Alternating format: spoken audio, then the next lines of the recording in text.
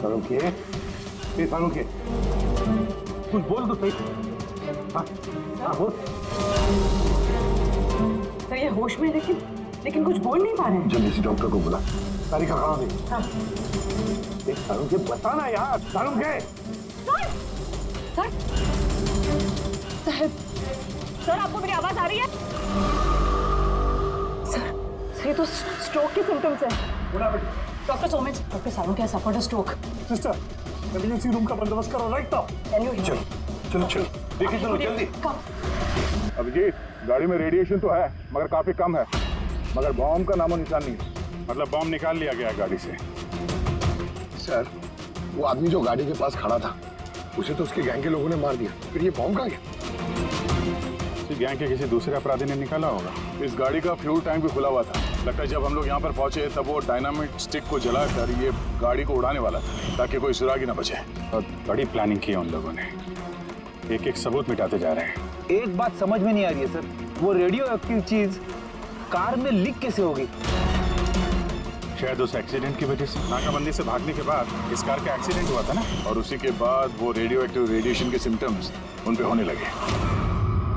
पता नहीं वो बॉम्ब इस वक्त होगा कहाँ पे, और न जाने कितने लोग इस रेडिएशन की चपेट में आएंगे। तो जहाँ पर उन्हें वो बॉम्ब पहुँचाना था वहाँ पे बॉम्ब पहुँच गया है तो हजारों लाखों लोगों की जान खतरे में है। डॉक्टर सालुंखे की तबीयत कैसी है? सर इन्वेस्टिगेशन तो चालू है इस वक्त। कब तक चलेगी इन्वेस्टिगेशन? सर हमने कुछ टेस्ट किए, सर को एग्जामिन किया, लेकिन अचानक ऐसा स्ट्रोक आएगा कुछ समझ में नहीं आ रहा है। सर सिक्योर रूम में जो मरीज था उसकी मौत हो गई। सर मरीज मर चुका है, डॉक्टर साहब की हालत नाजुक है। वो न्यूक्लियर बॉम्ब का उसका हमें पता नहीं। अब क्या करें?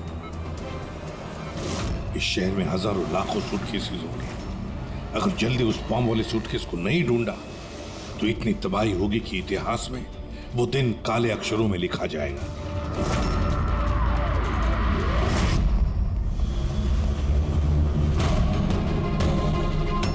कैसी तबीयत है सालुंखे साहब की? कोई खास सुधार नहीं है। तालिका तो बैठी है उसके साथ। समझ में नहीं आता किसने मुझे इतना अर्जेंटली बुलाया या क्या बताने वाला।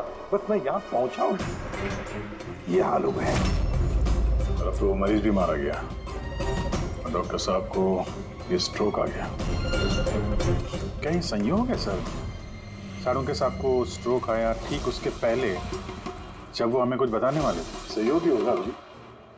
डॉक्टर साहब को स्ट्रोक आया, किसी ने हमला तो नहीं किया उन पे? हाँ सर, और उस मरीज की हालत तो वैसे भी नाजुक थी, डॉक्टर्स जवाब दे चुके थे। नहीं, कोई संयोग नहीं हो सकता। गड़बड़ है, कुछ न कुछ तो गड़बड़ जरूर है। किसी साहब, मैं समझता हूँ कि इस वक्त आप डॉक्टर सालुंखे की हालत को लेकर बहुत परेशान हैं, लेकिन हमें जल्द से जल्द कुछ करना होगा। अगर ये बॉम्ब ब्लास्ट हो गया तो लाखों लोगों की जान खतरे में होगी। और हमारे वहाँ कार तक पहुँचने से पहले आतंकवादी बॉम्ब लेके चला गया सर। कोई और रास्ता ढूंढना होगा। उस बॉम्ब को जिस चीज में भी रखा होगा ना, वहां तक पहुंचने के लिए एक रास्ता है सर। क्या सर? वो बॉम्ब जिसमें रखा है, वो बॉक्स कंटेनर, वो डैमेज है सर, तभी तो वो रेडिएशन लीक हुई है। तो सबसे पहले वो आतंकवादी उस बॉक्स को रिपेयर करवाएंगे ताकि रेडिएशन की वजह से उनके दूसरे साथी उससे प्रभावित ना हो। और हाँ, उन्हें जरूरत पड़ेगी लेड की। लेड से ही वो कवर करेंगे उस चीज को, रेडिएशन की लीकेज रोकने के लिए। लेकिन ये काम किसी अरे गहरे का नहीं, किसी एक्सपर्ट का काम है। ये किसी जानकार आदमी का जो रेडियो एक्टिव मटेरियल के साथ काम कर सकता है, जो जानता है इसके बारे में ये सब। सर खबरियों को काम पे लगा देते हैं, पता करते हैं कि ऐसा कौन कौन है ब्लैक मार्केट में जो इस तरह का खुफिया काम करता है। साहब मेरे को मालूम पड़ा कि बेकी की लाश मिली इसी गैरेज में। नाम काफी खराब था साहब उसका इस सब मामले में, और इस कंटेनर को इसी ने बनाया होगा शायद। पॉइंट ब्लैंक गोली मारी है, कोल्ड ब्लडेड मर्डर। वो आतंकवादी आए थे यहाँ पे लेड कंटेनर बनवाने, और जैसे उनका काम हो गया मार के निकल गया। दिन दहाड़े एक आदमी का खून हो जाता है, ऐसे कैसे हो सकता है कि किसी ने देखा ना हो, कुछ सुना ना हो? खून होते हुए तो किसी ने नहीं देखा, लेकिन एक गवाह है जिसने सबसे पहले लाश को देखा। तो बुलाइए उसको। जतिन, ये सीआईडी ऑफिसर हैं। जब तुमने ये लाश देखी तो क्या दुकान के आसपास किसी और आदमी को भी देखा था क्या? हाँ साहब, दुकान से बाहर आते हुए एक आदमी को देखा था। उस वक्त मैं सड़क के उस पार था। उस आदमी के जाने के 5 मिनट बाद जब मैं वापस आया तो देखा कि विक्की की लाश यहाँ पड़ी हुई थी। उस आदमी के हाथ में कोई सूटकेस वगैरह था क्या? हाँ साहब था ना, आपको कैसे मालूम? जरूर उसी ने खून किया है। इसका हुलिया याद है तुम्हें? हाँ साहब। स्केच बनवा सकते हो? जी सर। गुड। पवन, पवन, इसे क्या हुआ? पवन उठो, नर्स, नर्स डॉक्टर को बुलाओ जल्दी, पता नहीं इसे क्या हो गया। प्लीज। डॉक्टर, डॉक्टर, क्या हुआ? डॉक्टर साहब देखिए, पता नहीं इसे क्या हो गया। ओह गॉड, इसी भी स्ट्रोक हुआ है। एक काम करो, डॉक्टर तारिका को बुलाओ अभी का भी। एक काम करो, इसको रूम में शिफ्ट करो। चलो। डॉक्टर तारिका, डॉक्टर तारिका, डॉक्टर तारिका, सुन रही हैं आप मुझे? डॉक्टर, ओह माय गॉड, इसे भी स्ट्रोक आया। This is unbelievable. ये हो क्या रहा है? एक के बाद इन सबको स्ट्रोक आ रहा है। समझ में नहीं आता, 3 हट्टे-कट्टे लोगों को एक साथ स्ट्रोक कैसे आ सकता है? नहीं नहीं नहीं, कुछ ना कुछ तो गड़बड़ जरूर है, कुछ ना कुछ तो गड़बड़ है। सर कोई आर्टिफिशियली स्ट्रोक कैसे करा सकता है? डॉक्टर सुबह, कहीं ये रेडिएशन की वजह से तो नहीं? नहीं, रेडिएशन पॉइजनिंग की वजह से स्ट्रोक नहीं हो सकता। और वो जो वार्ड बॉय है वो तो पेशेंट के पास आया भी नहीं था। ये वार्ड बॉय आपको बेहोश मिला था ना? जी। कहाँ? सप्लाई रूम में। सप्लाई रूम, पकड़, रेडी।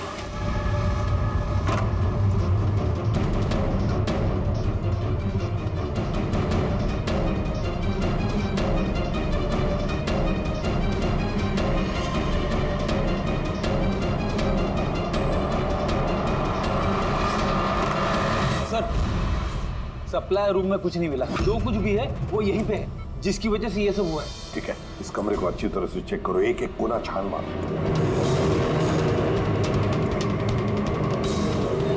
रेडी? मैट्रेस के नीचे हो।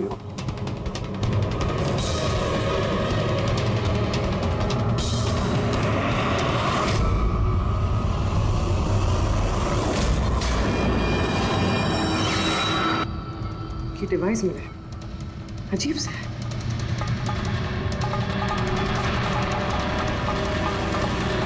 डॉक्टर साहब जी। क्या ये किसी मेडिकल एप्रेटिस का हिस्सा?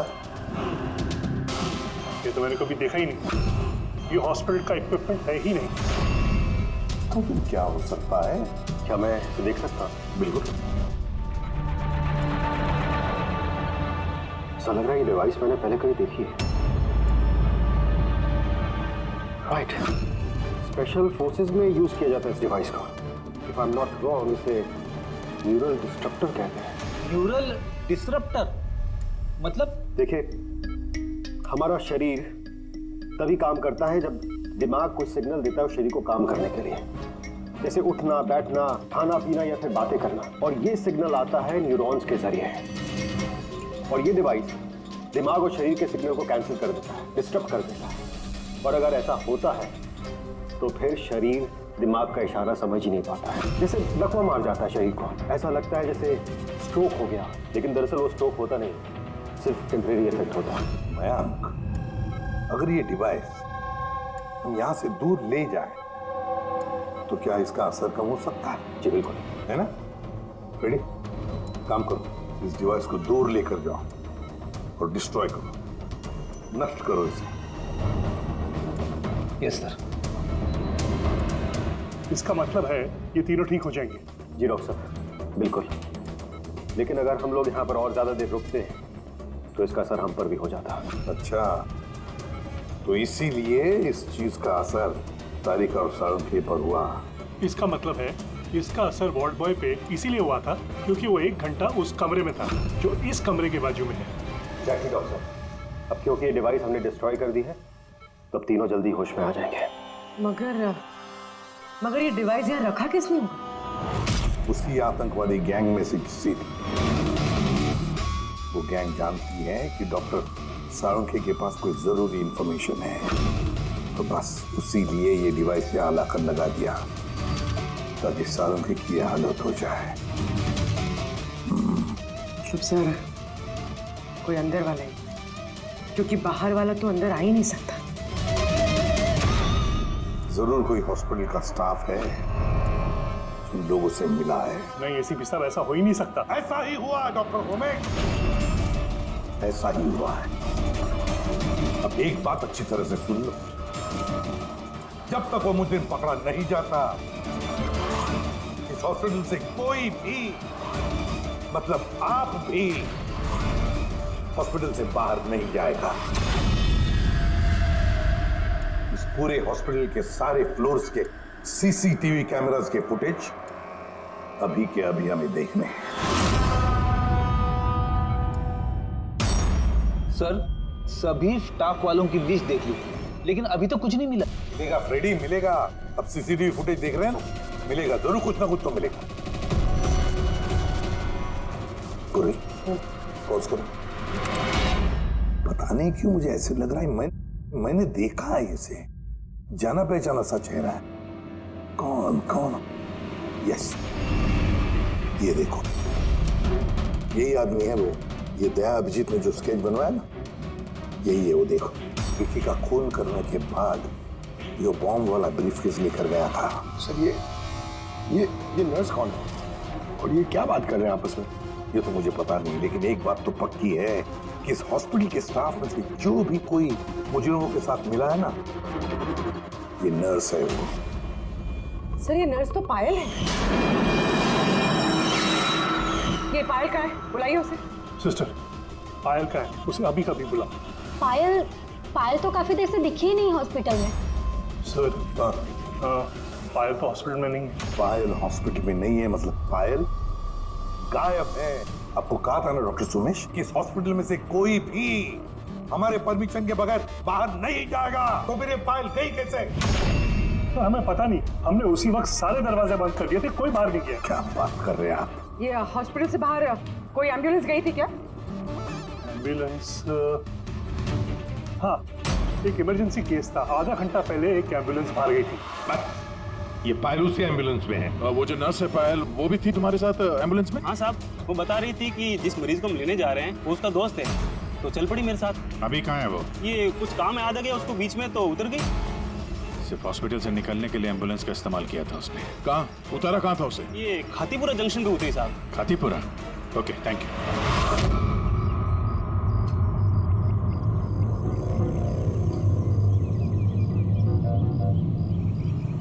अरे सुनना भाई साहब, इस लड़की को देखा है क्या? 1 घंटे पहले यहाँ पे नर्स का ड्रेस पहना हुआ था इसने। हाँ साहब, मैंने इसको देखा है, मेरे रिक्शे में आई थी। अभी आधे घंटे पहले मैं इसको 5 बत्ती सिग्नल के पास छोड़ा था। Thank you. 5 बत्ती सिग्नल वहाँ कहाँ गई होगी है? ये देखो, जरूर आसपास कहीं भीड़ भाड़ वाले इलाके में ही जाएगी। ये बॉम्ब फटने के बाद ज्यादा से ज्यादा लोगों को नुकसान पहुंचना चाहिए। मॉल, ये मॉल में ही गई होगी। 5 बत्ती के सिग्नल पे ही तो है, और आज संडे बहुत ज्यादा भीड़ हो।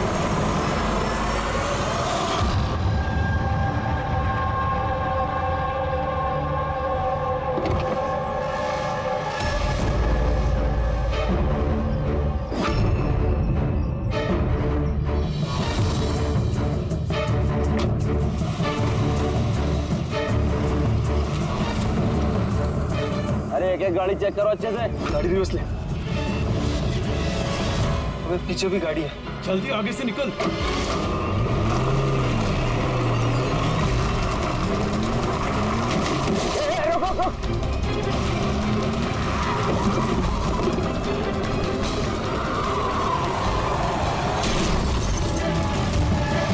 गाड़ी रिवर्स ले। गाड़ी रोक, गाड़ी से रोक। जल्दी से गाड़ी निकालो, पीछे करो इसका। ये लोग नाकाबंदी तोड़कर भागे, जरूर इन्होंने कोई जुर्म किया होगा। हाँ, अगले 5 किलोमीटर तक नाकाबंदी करवाओ।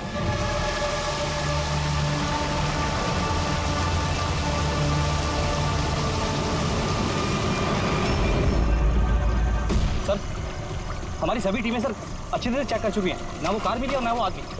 वो लोग नाकाबंदी तोड़कर भागे, सड़क खत्म हुई, जंगल शुरू हो जाता, इसका मतलब वो यही कहीं होंगे।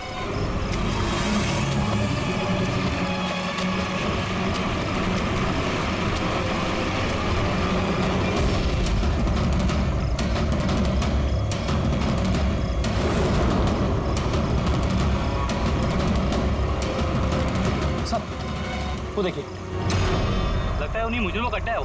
हेलो, सभी साउथ एरिया की तरफ आई।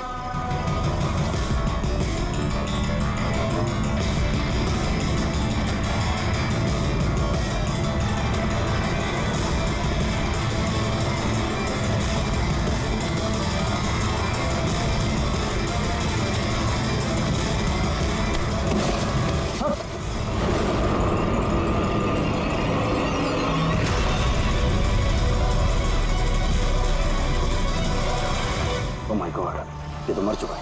तो हुआ क्या है? और उसके चेहरे पर ये लाल धब्बे कैसे? जो दो लोग गाड़ी में बैठे हुए थे, ये उन्हीं में से एक है। इसके बाद बहुत बुरी हालत हो चुकी है।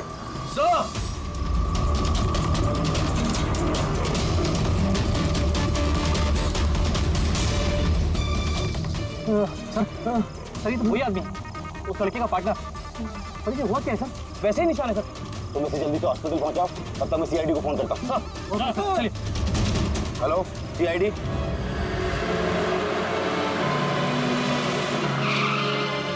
तो एक आदमी मरा हुआ था और दूसरा दर्द में चिल्ला रहा था, बीमार लग रहा था।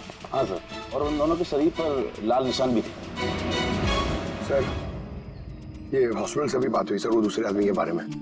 तो हॉस्पिटल वालों ने क्या बताया? तो उसकी हालत खराब है सर, उन्हें समझ में नहीं आ रहा उसे हुआ क्या। इसका मतलब उन्होंने अभी तक इलाज शुरू नहीं किया? टेस्ट कर रहे हैं सर, लेकिन पता नहीं क्या हुआ उसे, तो अभी देख रहे हैं। कमाल है यार, क्या हुआ क्या होगा उन लोगों को? सर यहाँ इस तरफ।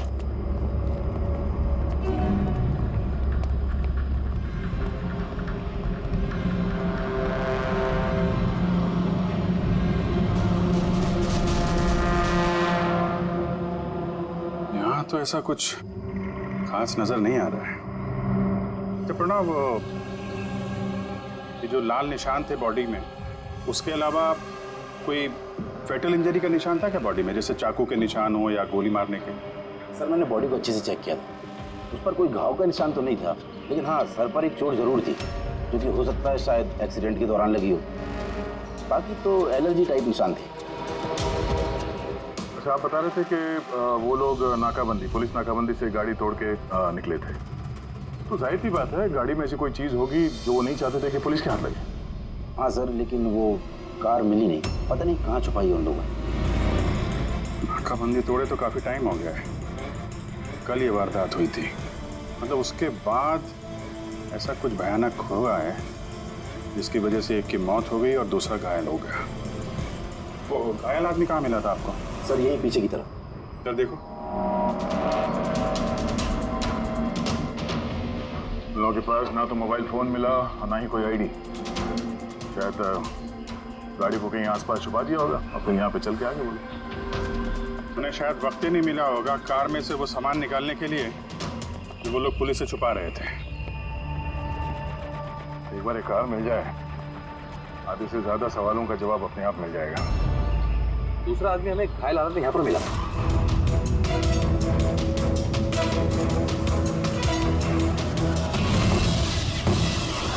सर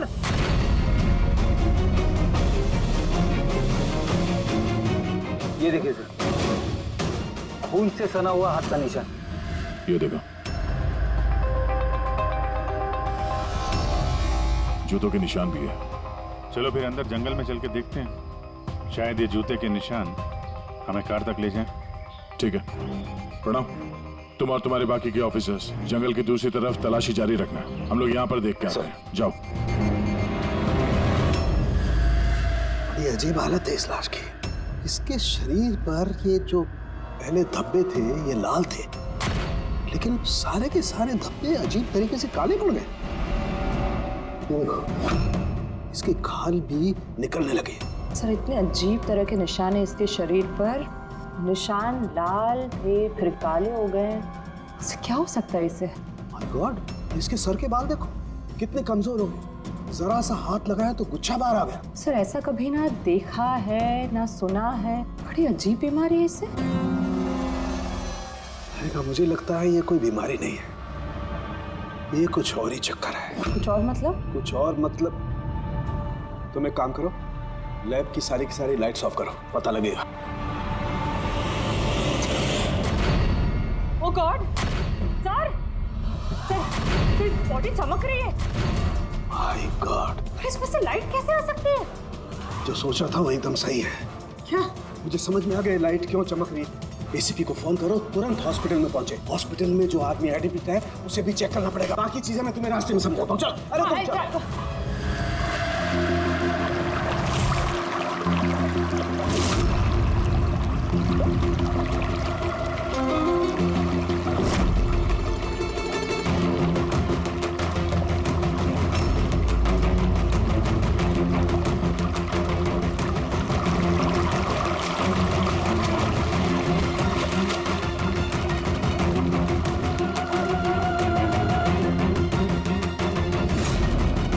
अभिजीत,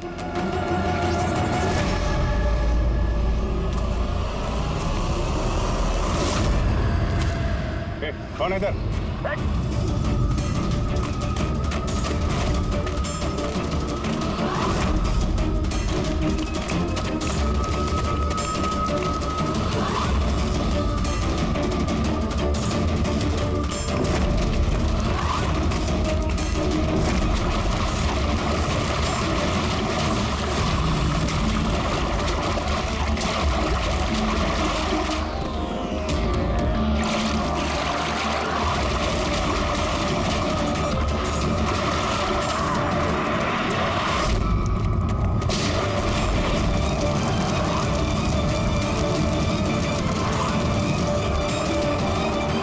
डॉक्टर सोलंकी, आपके कहने पर हमने पेशेंट को इस सिक्योर रूम में शिफ्ट कर दिया। Very good. पर बात क्या है? देखिए, बात मैं थोड़ा आपको बाद में बताता हूँ। सोलंकी, हाँ, वही है। बस डाउट तो है। Are you sure?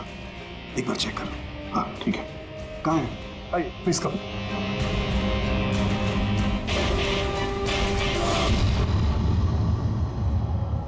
बस मैं जरा अंदर जाके चेक कर। यार मगर नहीं, मेरे पास प्रोटेक्टिव सूट है। ठीक है।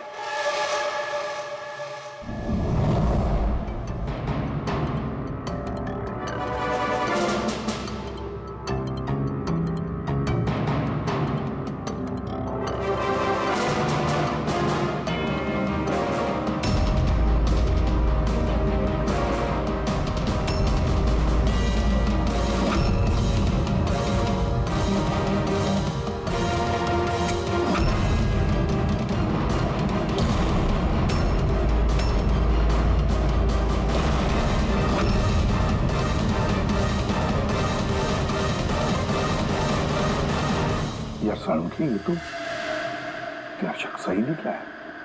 देखिए, जो भी नर्स और वार्ड बॉय इस पेशेंट के ज्यादा संपर्क में आए हैं, पहले उनको बुलाइए। उनका इलाज करना बहुत जरूरी है। प्रिकॉशन।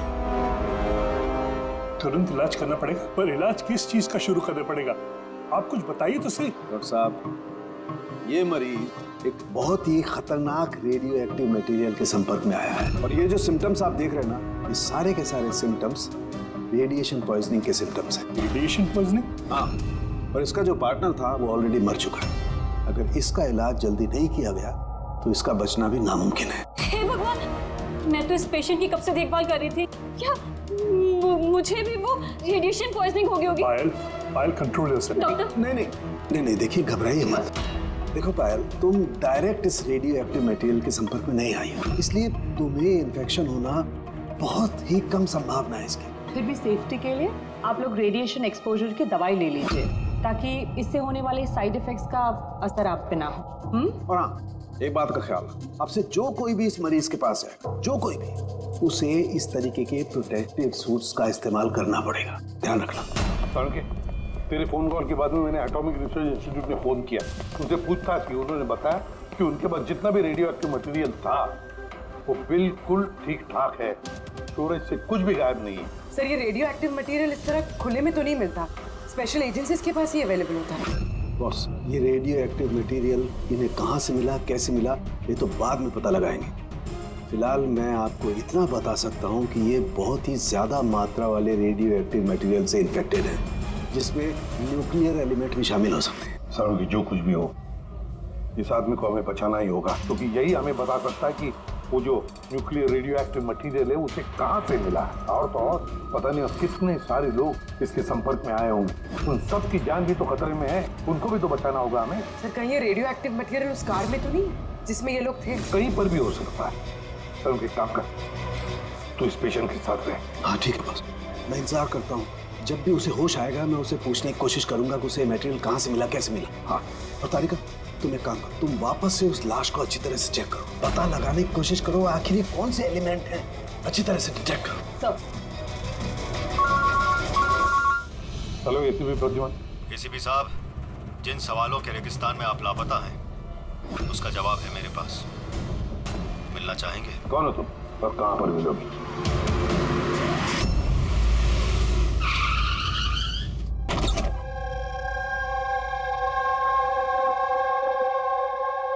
G14 Rukmini apartments. इसकी कोई जरूरत नहीं है एसीपी प्रद्युमन, आपको मुझसे कोई खतरा नहीं है। आप चाहें तो ये गन नीचे रख सकते हैं। कौन हो तुम? Mayank, intelligence bureau officer. Intelligence bureau, और इस तरह से मिलने बुलाते हो? मजबूरी थी, कई मासूमों की जान खतरे में और उन्हें बचाने के लिए जरूरी था कि हम यहाँ इस तरह खुफिया तरीके से मिले। मासूमों की जान की बात करते हो, कहीं ये उस रेडियो एक्टिव? जी हाँ, जब आपने एटॉमिक रिसर्च इंस्टीट्यूशन में कॉल करके इंक्वायरी करनी चाहिए तो हमें वहाँ से अलर्ट आ चुका था। तुम्हारे पास हमारे सारे सवालों के जवाब? जी हाँ, है तो सही, लेकिन वो टॉप सीक्रेट है। उम्मीद करता हूँ कि सीआईडी द्वारा ये सीक्रेट लीक नहीं होगी। बताओ तो सही। कुछ दिन पहले हमें टिप मिली थी, देश में न्यूक्लियर डिवाइस आया है। हमने बॉम्ब ढूंढने की कोशिश की लेकिन हमें कुछ पता नहीं चला। हमने ये बात ना ही पब्लिक में बताई ना ही मीडिया में, क्योंकि हमारे बताने से खौफ का माहौल पैदा हो सकता था। लेकिन हमें जैसे ही पता चला कि इस तरह का केस आपके पास आया तो फौरन चले आए। लेकिन मयंक, ऐसा कोई न्यूक्लियर एटम बॉम्ब, ऐसा कोई डिवाइस कोई गाड़ी में कैसे ले आ सकता है? दरअसल ये न्यूक्लियर डिवाइस मॉडिफाई की गई है। इस तरह से मॉडिफाई की गई है कि ये एक सूटकेस में भी फिट हो जाए। उसका वेट तकरीबन 5 किलो है, या हो सकता है उससे भी कम। इतना छोटा बॉम्ब? छोटा है मैम, लेकिन बहुत भयानक है। आप खुद ही देख लीजिए।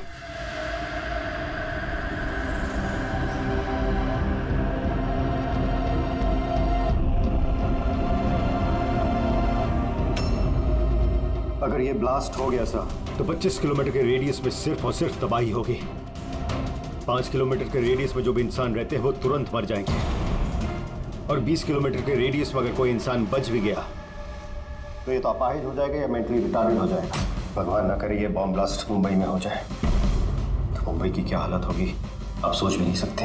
मयंक, जब तक हम लोग हैं, जब तक ये सीआईडी है, तब तक इस शहर को कोई कुछ नहीं कर सकता, ना हम कुछ होने देंगे। इस न्यूक्लियर बॉम्ब को हम ढूंढ निकालेंगे।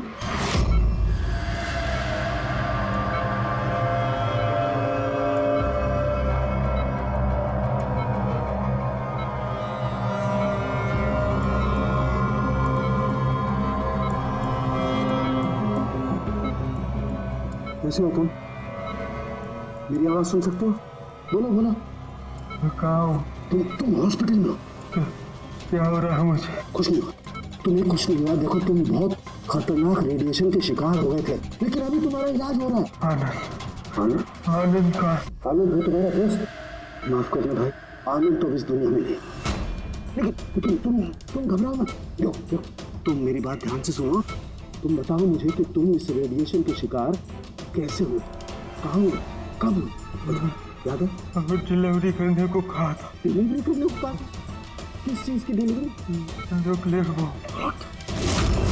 Nuclear bomb? हेलो इंस्पेक्टर, देखिए आप एसीपी प्रद्युमन को तुरंत मैसेज दीजिए, उससे बोलिए डॉक्टर चालू करने बुलाया।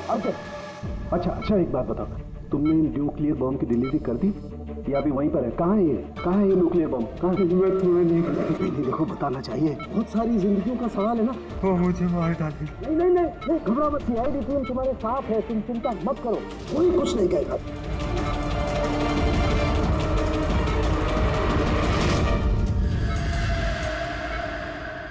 Oh God.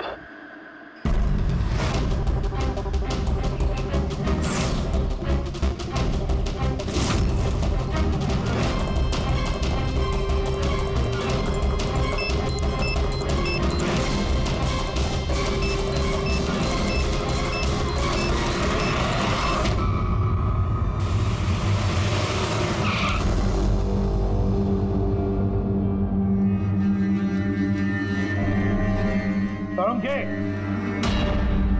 सो गया क्या?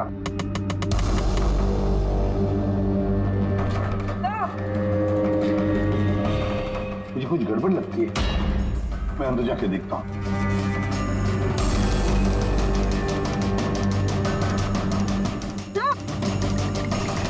सालुंके, सालुंके, क्या हुआ सर?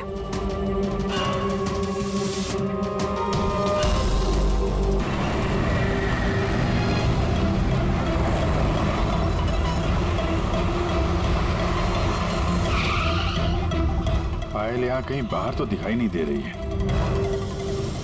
कहीं मॉल के अंदर तो नहीं चली गई? मेन गेट से तो वो मॉल के अंदर जा नहीं सकती, सिक्योरिटी चेक में पकड़ी जाएगी वो। बॉम्ब का रेडियस 25 किलोमीटर का है, जरूरी नहीं मॉल के अंदर बॉम्ब रखे, तो हो सकता है उसने ये बॉम्ब मॉल के आसपास कहीं छुपा के रखा। चेक करते हैं।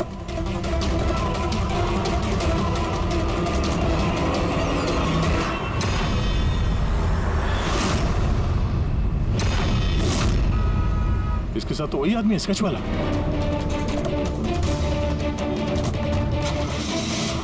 बाहर निकल।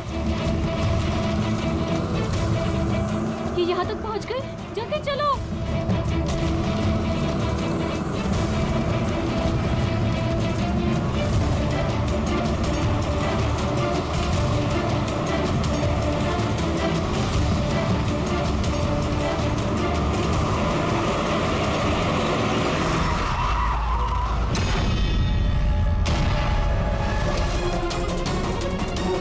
खेल खत्म तुम लोगों का।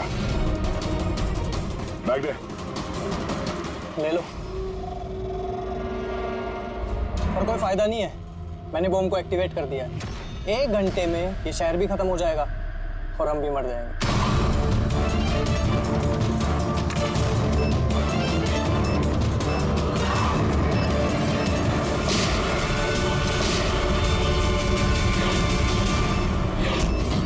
अभिजीत, बॉम्ब तो एक्टिवेट कर दिया हम लोगों ने, तो 1 घंटा बचा हमारे पास। शहर से बाहर चलते हैं, पकड़ो सर।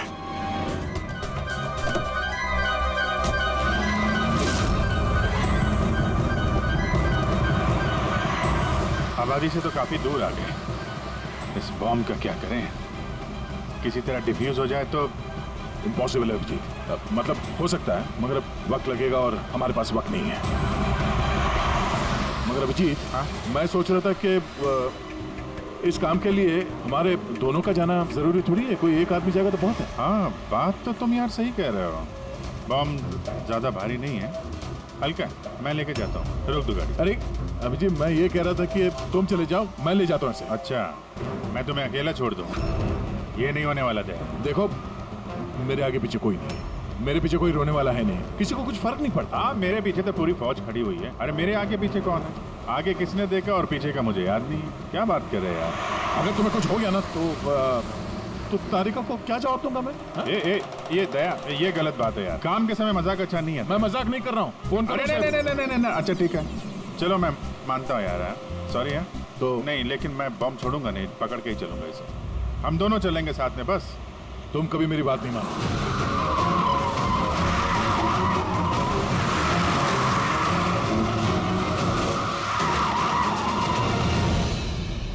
क्या हुआ? लगता है टायर में कुछ प्रॉब्लम है। ये पीछे वाले टायर में से चेक करो। इसी समय होना था, ये भी संभल गए।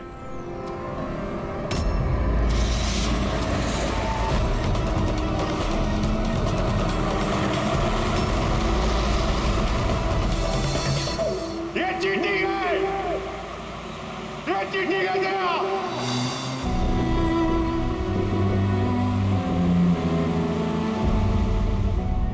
ये चीटिंग है।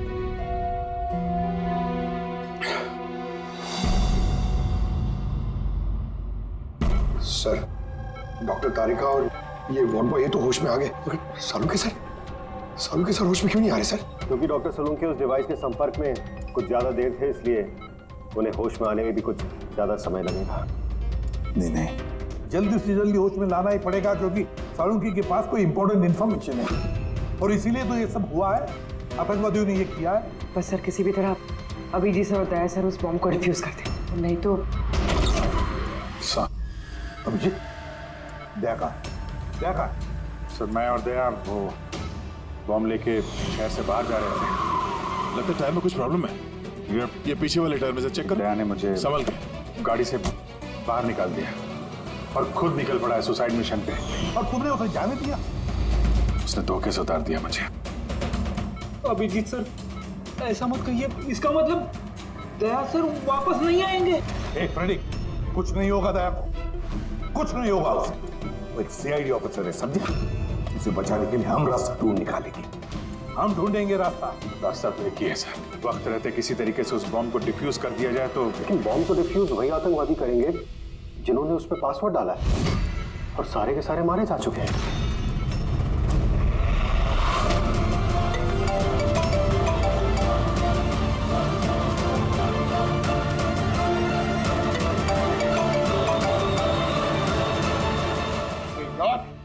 सर दया सर फोन ही नहीं उठा रहे।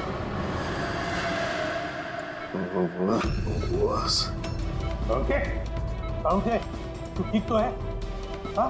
Nuclear bomb. बॉम्ब? क्या जानता है, बता।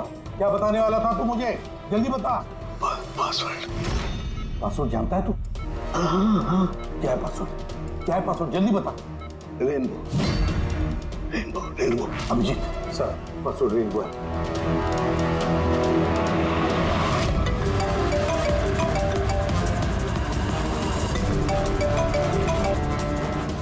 बेल बज रही है लेकिन फोन नहीं उठा रहा। हाँ देख दया, मैसेज भेज के देखो।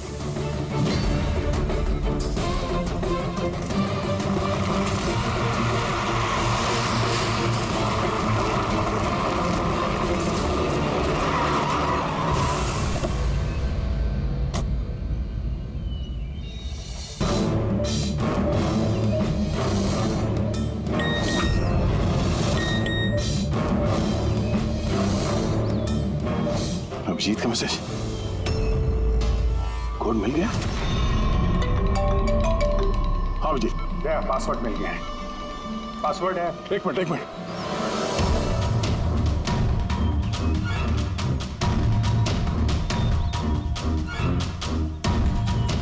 अभिजीत बोलो, क्या कोड है?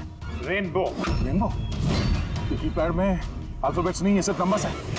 अल्फाबेट नहीं है? यार ऐसा कैसे हो सकता है? उसमें देखो ना, कहीं होगा अल्फाबेट के लिए जगह। देखो ABCD 26 अल्फाबेट्स है, तो जैसे एक A1 होगा। रेनबो का हार का देखो। पंकज जल्दी बता, वैल्यू क्या निकल के देख। रेनबो। मैं एक नंबर बोलने वाला हूँ, वो नंबर टाइप करना, ओके? अरे टाइम नहीं है सर। ये बनता है सर। ये न्यूमेरिकल नंबर दे रहा हूँ, उसको टाइप करना। कौन सा नंबर? 18। एक मिनट। हाँ बोलो। 18 19 14 15 23। नहीं अभिजीत, बॉम्ब डीएक्टिवेट नहीं हुआ। क्या हो सकता है ठीक से टाइप ना हुआ? कैसे टाइप करो? हाँ अभिजीत, ठीक से डाला, जल्दी बताओ यार। 6 मिनट 23 सेकंड बचे हैं बस। 18 19 14 29। अरे अभिजीत कुछ नहीं हो रहा है यार, वो कीपैड का बटन दबाता हूँ तो म्यूजिकल ट्यून बज रहा है बस, और कुछ नहीं। ये म्यूजिकल आवाज कैसी? कहीं पासवर्ड म्यूजिकल तो नहीं? रेनबो एक मोबाइल ट्यून है ना? जरा देखो।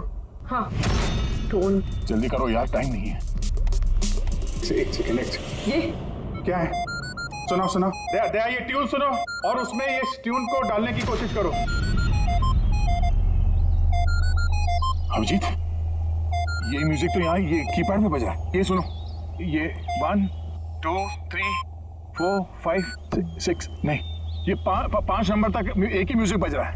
उसके बाद ये म्यूजिक चेंज होता है। ये सुनो, 6 7 8 9। नहीं दया, ध्यान से। 5 तक ट्यून है, उसके बाद ड्रम की आवाज है। 5 तक जो है ना, 1 2 3 4 5, वहां तक जो ट्यून है उसको ट्राई करो। यार मैं कोई म्यूजिशियन हूँ क्या? मुझे कुछ समझ में नहीं आ रहा है। ये क्या है? क्या ये ट्यून? यार दया, ऑप्शंस ट्राई करो। 1 2 3 4 5 है, 5 4 3 2 1 करो, 1 3 5 5 4 3 2 1, कुछ भी रैंडम करो, रैंडम। अरे कर तो रहा हूँ यार। दया ट्राई करो, कुछ करो। सर कोशिश कर रहा हूँ सर, ये कुछ जम नहीं रहा है। नहीं हो रहा अभिजीत सर, ये नहीं हो रहा सर। सर 40 सेकंड बचे हैं सर। कोशिश करो यार, हम लोग हैं साथ में तुम्हारे।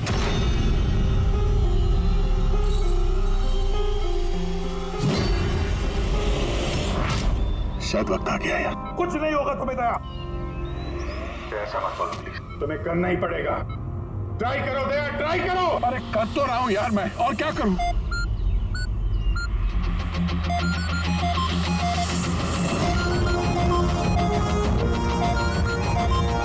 टाइम खत्म हो गया सर।